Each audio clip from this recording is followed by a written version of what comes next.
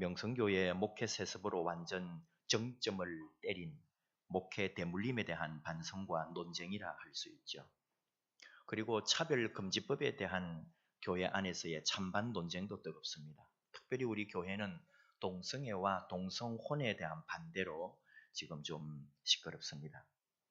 그런 중에 어떻게 보면은 잔잔한 감동과 함께 또 여러 생각을 하게 하는 일이 하나 있었습니다. 물론 제가 개인적으로 저에게 더 많은 생각을 하게 되었다 그런 얘기입니다만은, 분당의 한신교회 이윤재 목사님 여러분 저를 통해서 많이 듣고 아시죠? 제가 존경하고 가르침도 받고 그분이 시작한 예수 영성대학에서 공부도 하고 이모저모 많은 교제를 지금도 하고 있는 우리 목사님이십니다. 우리 교회 새벽 집회를 마련했을 때 오셔서 말씀도 전해주셨고요. 이윤재 목사님이 올해 65세로 교회를 사임합니다. 조기 은퇴를 하시고 아프리카 우간다 선교사로 가시게 되었습니다. 지금 선교사 파송 훈련을 이제 시작했습니다.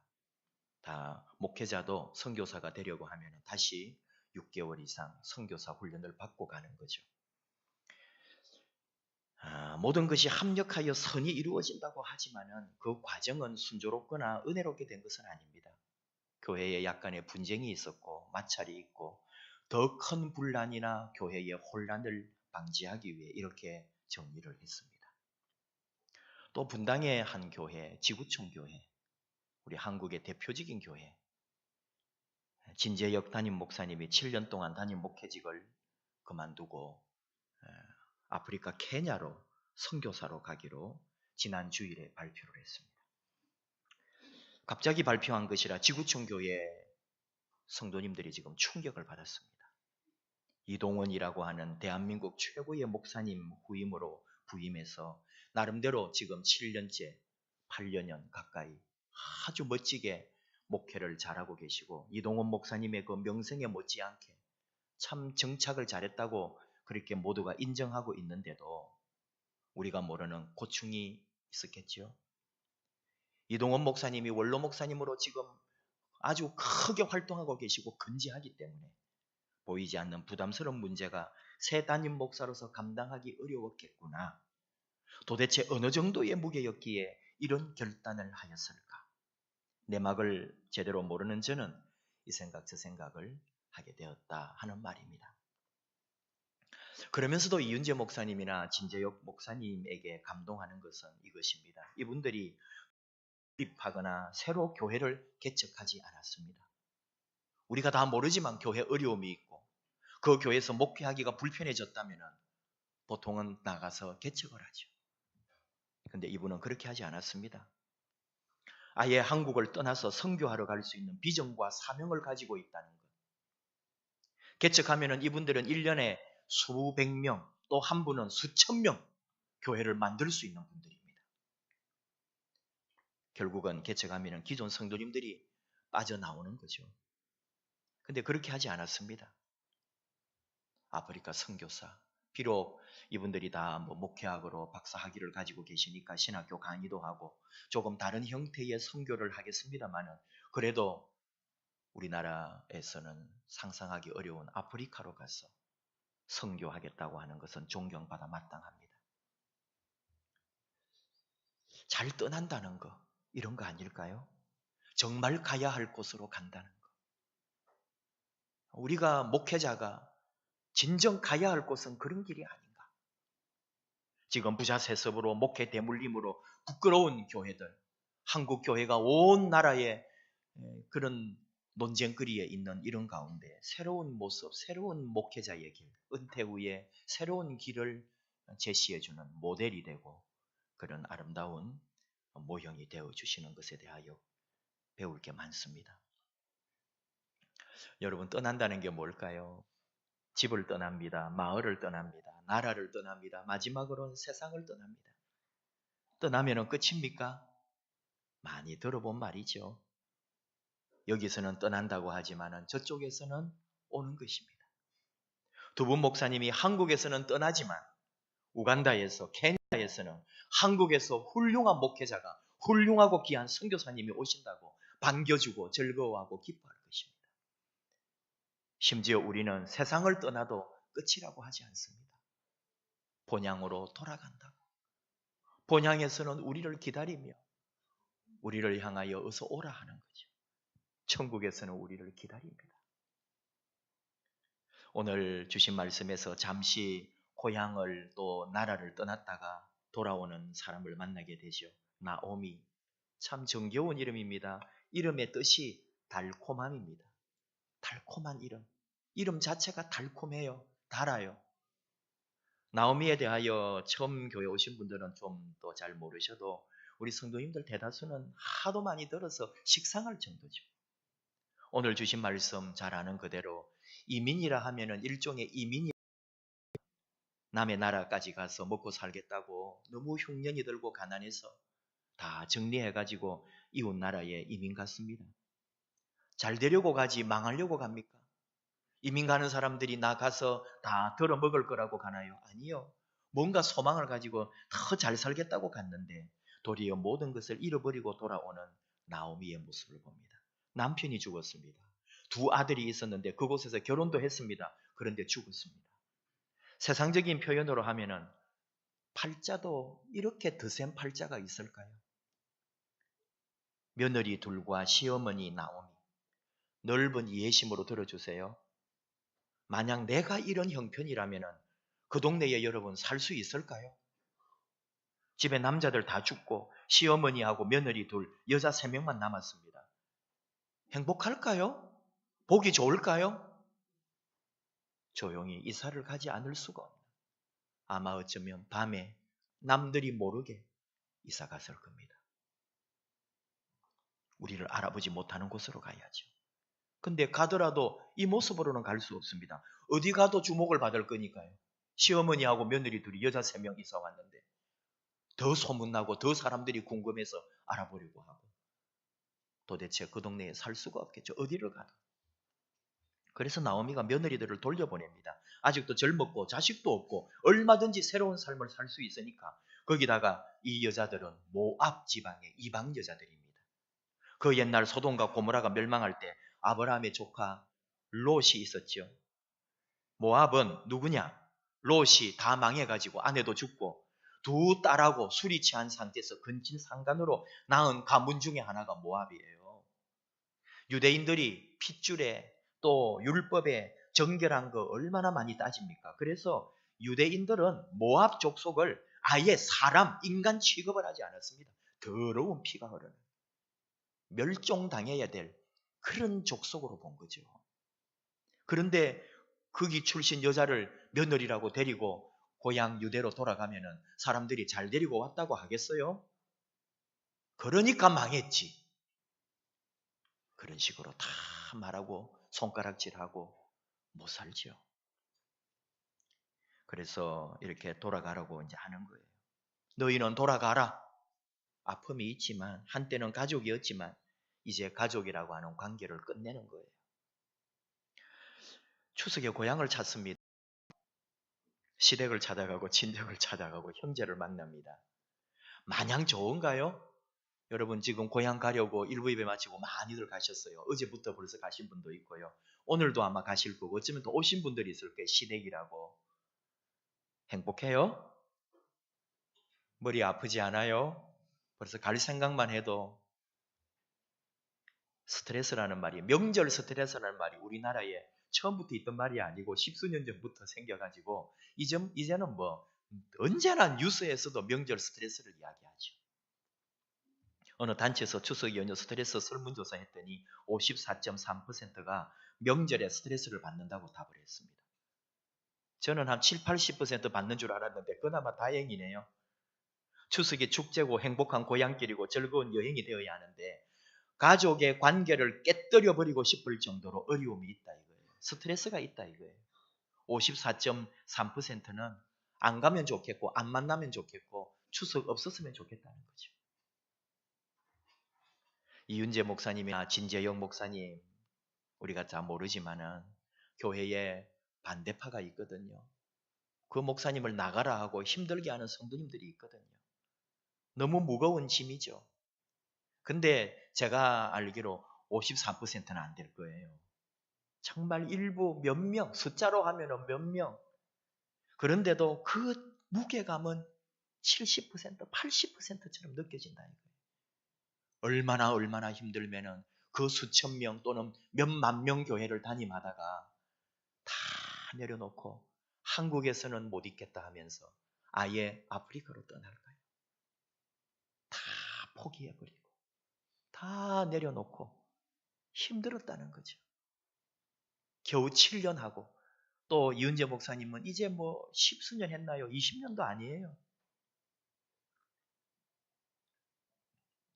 그래도 감사하죠. 깨어지는 게 아니니까. 새로운 곳으로 가니까. 우리 가족도 마찬가지고요. 뭐 추석을 하고 설을 보내고 명절을 보냈다고 다 깨집니까? 그러지는 않거든요. 또 우리는 힘을 얻고 새로운 길을 또 찾아가고 더 아름다운 가정을 위하여 나아가는 거죠. 어머니 무슨 말씀을 그리 하세요? 저희 보고 돌아가라니요. 우리는 어머니와 어머니의 백성에게 돌아갈 것입니다. 두 며느리가 처음에는 그렇게 말합니다. 시어머니가 돌아가는 말을 꺼낼 때 다 어머니에게 그렇게 하지 마시라고. 우리 어머니 따라가겠다 그러죠. 근데 첫째 며느리 오르바는 그 시어머니의 설득력 있는 진정성에 이렇게 설득을 당합니다. 어머니의 간곡한 권함에 순종을 합니다. 그래서 떠나가는 거죠. 정말 자기가 생각해봐도 어머니를 떠나는 것이 어머니도 좋고 자기도 좋고 모두에게 편안하지. 이 모습으로 돌아갔을 때 과연 우리가 환영받을 수 있을까? 아싸, 잘됐다. 시집 가야지, 빨리. 여러분, 그랬겠어요? 그러지는 않거든요. 다 마음은 아프다고요. 우리보다 더 많이 생각하고 이 오르바도 자기 갈 길을 갔을 거예요. 어머니, 구구절절 어머니 말씀이 맞습니다. 어머니 두고 떠나는 마음은 찢어질 것 같지만 어머니 홀로 가게 내버려 두는 것은 마음이 아프지만 어쩌면 제가 어머니에게 드릴 수 있는 지금 이 상황에서 최고의 효도는 제가 떠나드리는 게 어머니에게도 저에게도 다 더 좋은 일이 아닐까요? 어머니 부디 만수무강하십시오.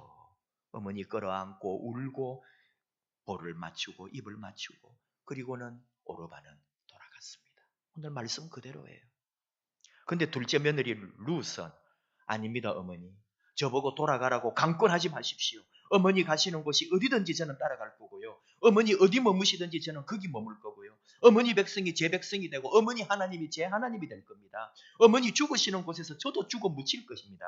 만일 지금 제가 죽는 일 외에 어머니를 떠난다면 하나님이 벌 위에 벌을 나에게 내리실 겁니다. 저는 끝까지 어머니 따라갈 겁니다. 나오미가 도리어 설득당했어요. 이거는 너무 간절하고 진심이고 정말로 결심하고 결단하고 어머니를 따라 나서겠다고 룻이 그렇게 하니까요. 자, 여러분 이런 며느리 보고 싶지 않아요? 근데 이런 며느리를 보려면은 나오미 같은 시어머니가 먼저 되어야 한다. 그런 교훈입니다. 나오미 없이는 이런 며느리가 나올 수가 없어요. 항상 여러분 하늘에서 뚝 떨어진 좋은 며느리 올 걸 생각하지 말고 내가 꾸준히 좋은 시어머니가 될 때 이런 며느리가 나온다는 사실을 잊지 말아야 합니다. 이 나오미는 시어머니로서 또 처음에는 한 남편의 아내로서 저주받은 땅 모압으로 남편이 이민 가자고 할 때 누구나 가지 말라 그랬고 온 사람들이 말렸고 가면은 너 안 될 거라고 말했지만 남편의 말에 순종하여 따라갑니다. 모압 가지 맙시다. 남편에게 말하고 남편을 따지고 남편을 원망했다는 말 없습니다. 또 결국은 가서 남편과 두 아들을 잃고 홀로 되었을 때도 하나님을 원망했다는 기록이 없습니다. 욥을 위대하다 그럽니다. 그 어려운 고난 속에서도 끝까지 하나님을 부인하지 아니하고 하나님을 찬양했다고요. 그러나 욥도 중간중간에 너무나 힘드니까 하나님을 원망할 때가 있었다니까요. 친구들을 원망했다니까요. 그런데 나오미는 그렇게 하지 않았습니다.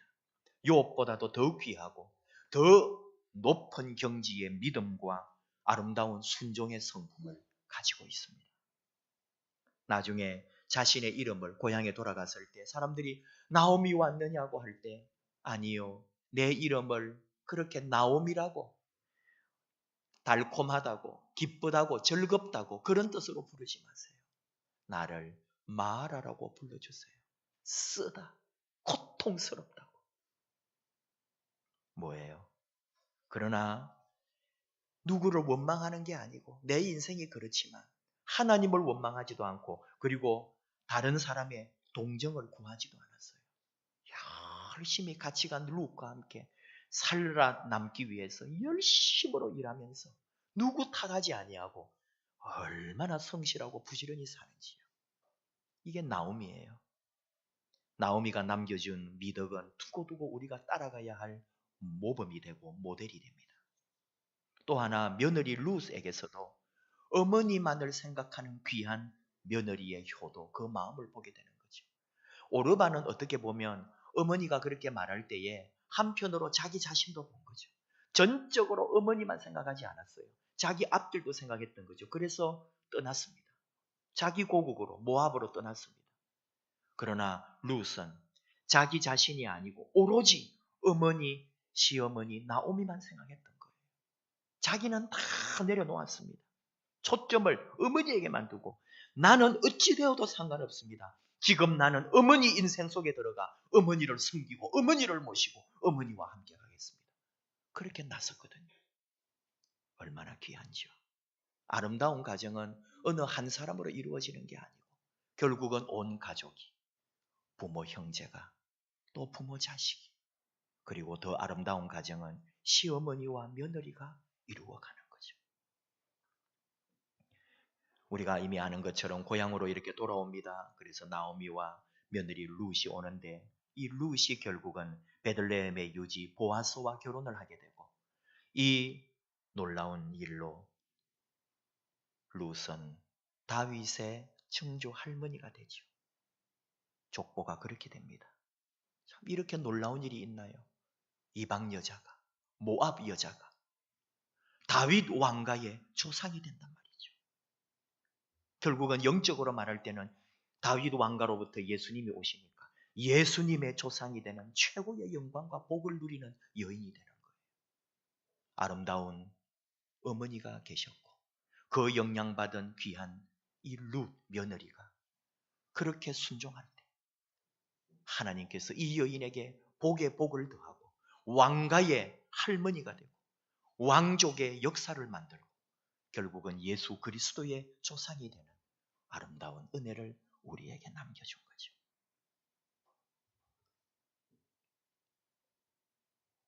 여러분, 이게 결국은 영적으로 말하면 신앙의 본질을 가르쳐 주는 거거든요. 모압 땅에서는 이런 복이 없어요. 모압에 살면 이런 은혜를 누릴 수가 없어요. 언제? 고향으로 돌아올 때. 결국은 어머니의 품, 고향 땅으로 돌아올 때 이 은혜와 복을 누리게 되는 거예요. 아무리 잘못했더라도 둘째 아들, 집 나간 둘째 아들, 우리가 탕자라고 하는데 그 아들이 아버지 집에 돌아올 때 복을 받고 회복이 되고 그 모든 것은 다 과거는 사라지고 새로운 인생이 열리는 거예요. 신앙이 그렇다는 거죠.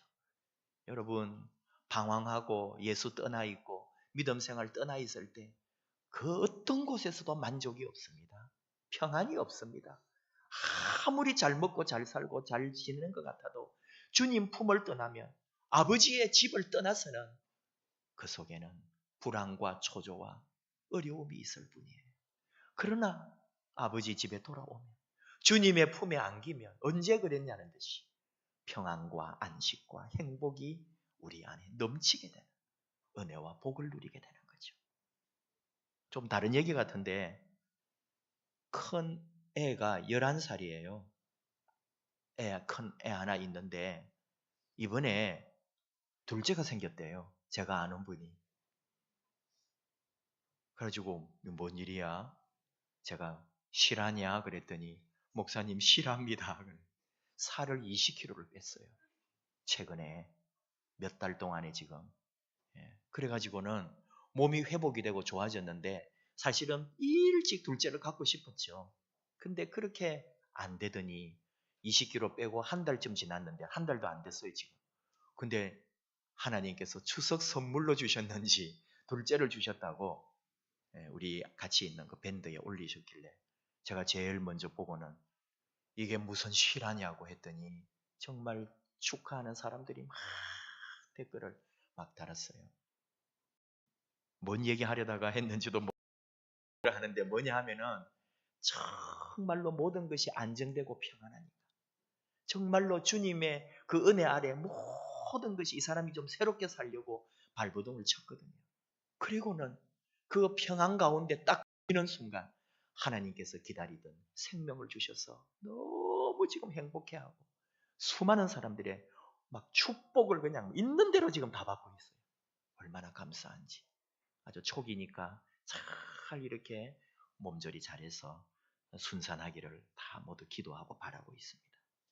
정말로 평안할 때, 하나님 품에 안길 때, 믿음의 자리에 들어갈 때, 예수 그리스도의 그 품 안에 안길 때 우리에게 진짜 행복이 있고 자유가 있지 그 외에서는 길이 없어요.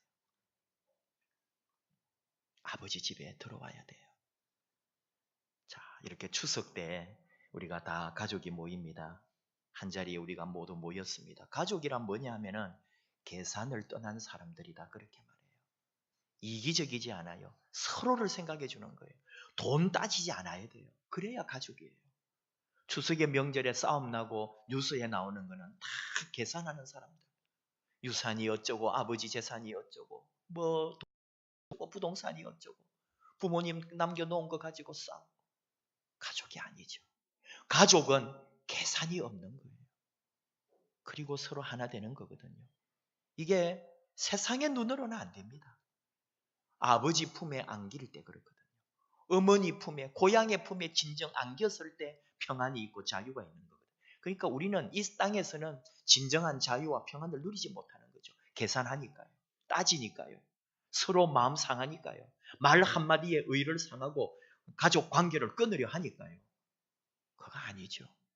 결국 우리는 어디서 교훈을 받고 어디서 위로를 받아요? 바로 하나님의 집에서. 이 믿음의 공동체 안에서. 예수 안에. 신앙의 집 안에. 우리 주 예수의 품 안에서.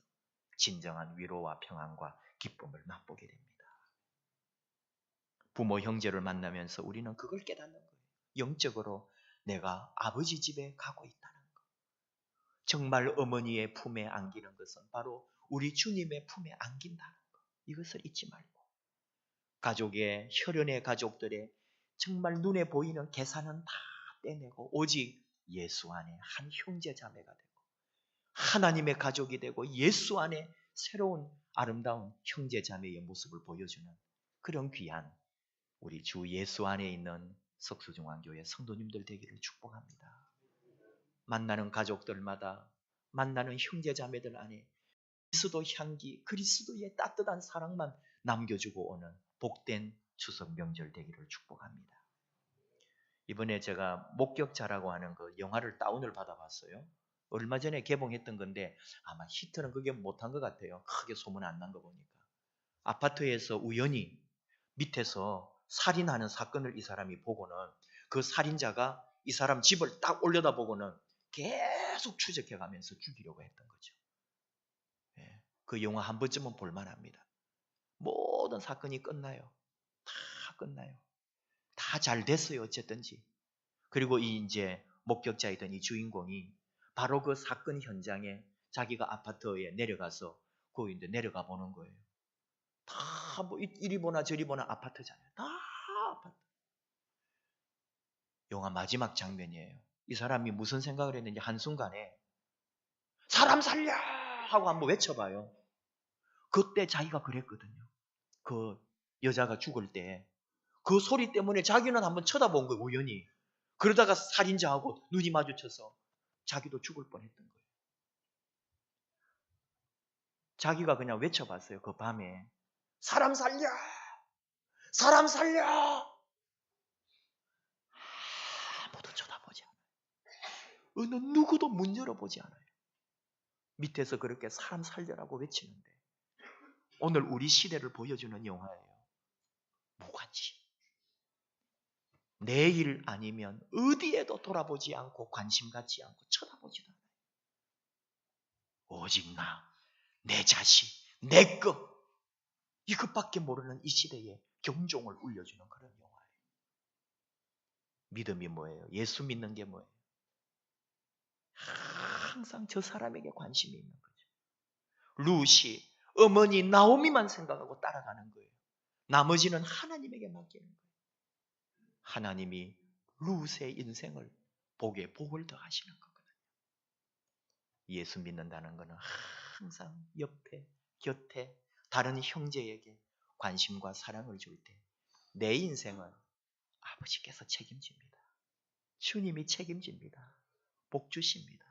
더 잘되게 해주십니다. 이게 우리 하나님의 은혜요, 주님의 비밀입니다.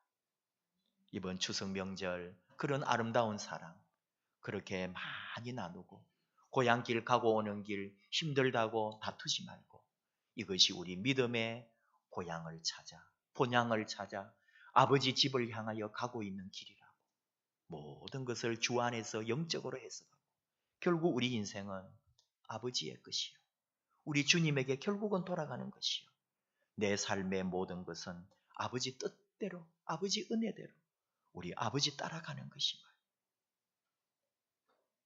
그래서 더 영광되고 기쁘고 감사한 그런 복된 추석 명절 되시기를 축복합니다. 찬양합시다. 우리는 약합니다. 우리는 부족합니다. 그러나 하나님 함께 하시고 붙들어 주시고 내 영원히 인도하실 겁니다. 우리는 주님이 함께 하십니다.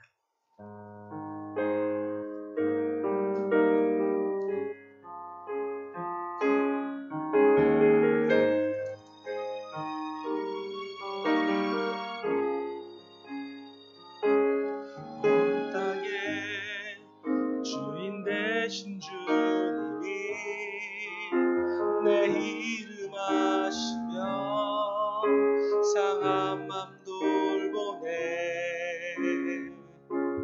어둠을 밝히시는 새벽별 방황하는 내 맘 주의 길 비추시네 나로 인함이야 주가 행하신 일로 나의 행함이 아니 오직 주로 인하여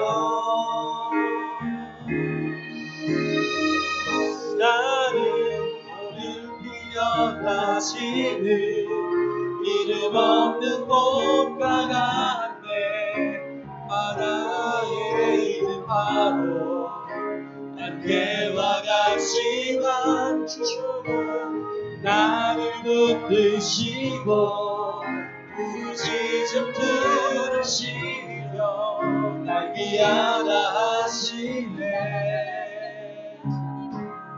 주님은 나의 죄를 보시고 사랑의 눈으로 날 일으키시네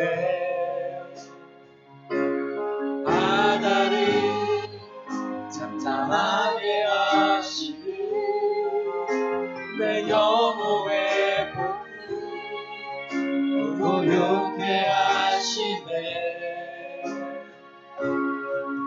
나로 인함이 아닌 주가 행하신 일로 나의 행함이 아닌 오직 주로 인하여 나는 오늘 기억하시는 이름 없는 꽃과 같네 바다의 이름 파도 안개와 같지만 주는 나를 붙드시고 부르짖음 들으시며 날 귀하다 하시네 나를 기억하시는 이름 없는 꽃과 같네 바다의 이름 바로 안개와 같지만 주는 나를 붙드시고 주시고 부르짖음 들으시며 날 귀하다 하시네.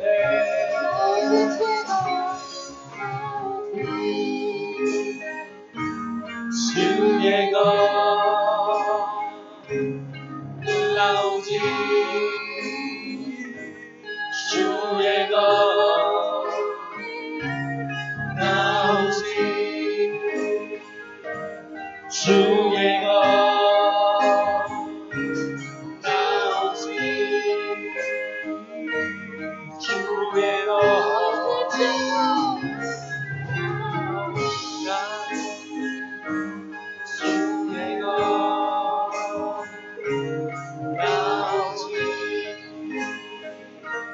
주의 것 우리 잠깐 기도하기 원합니다. 추석 명절 오고 가는 길 인도해 주시고 우리 가정, 부모, 형제, 자녀들 간에 하나님의 사랑, 서로를 생각하며 서로를 위하여 기도하며 서로를 위하여 자신을 희생하신 예수님처럼 우리도 자신을 좀 더 내려놓고 희생하는 우리 주님의 사랑을 확인하는 귀한 추석이 되게 해 주시옵소서. 우리 힘들고 어렵습니다. 이름 없는 꽃과 같고 바다에 이는 파도와 같고 사라지는 안개 같지만은 주님이 함께 하시고 아버지 품에 안기며 이 세상 그 어떤 것도 두려워할 거 없는 하나님의 아름다운 자녀가 될 줄을 믿습니다. 날이 갈수록 인생이 깊어질수록 주님의 품에 아버지의 집으로 돌아가는 저희들 되게 해 주시옵소서. 주님 교회에 더 많이 순종하고 주님을 위하여 우리 자신을 온전히 드리는 아름다운 믿음의 삶이 이어지게 하여 주시옵소서. 영원토록 함께 하시는 우리 주님 바라봅니다. 나는 오직 우리 주님의 것, 나 오직 주의 것, 주님만 믿고 주님만 따라가며 평생에 주님의 그 크신 품에 안기기 원합니다. 영원히 주님과 함께 걸어가는 저희들 되게 해 주시옵소서. 우리 주여 부르고 같이 기도하겠습니다. 주여. 아버지 감사합니다. 고향 가는 길 부모님을 찾아가고 이름으로 가는 길에 삶의 아버지 함께 해주시고 결국은 주님의 품에 안겨 영원히 돌아가야 될 우리 가족들과 주님 섬기며 주님 따라가는 저희들 되게 하여 주시옵소서. 이 영전의 진정한 사랑을 확인하고 이 추석에 우리 성도들 안에 아름다운 행복과 기쁨이 되시고 주 예수 안에 아름다운 가족, 예수의 한 가족 복과 은혜를 가지게 되게 하여 주시옵소서. 감사합니다.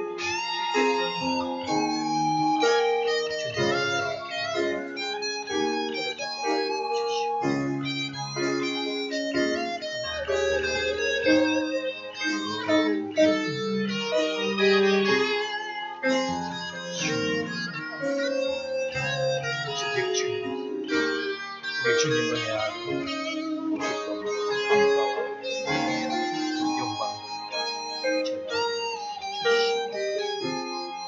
영원한